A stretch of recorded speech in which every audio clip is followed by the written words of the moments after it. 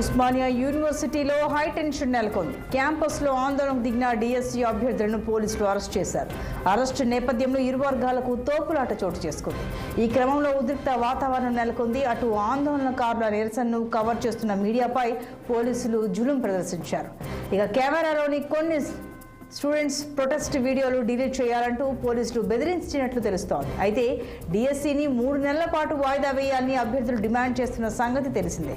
25,000 పోస్టులతో mega DSC notification జారీ చేయాలని demand చేస్తున్నారు నిరుద్యోగులు.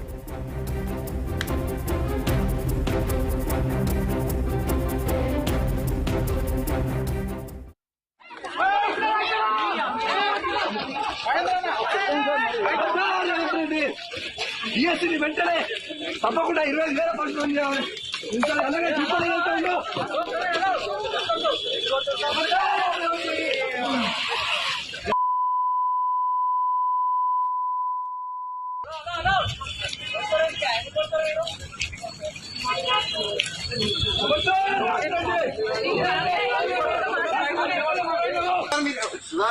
You are holding my.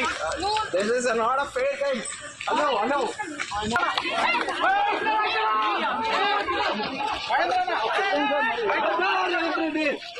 డిఎస్సీని వెంటనే తప్పకుండా 25,000 పోస్టులు చేయాలి.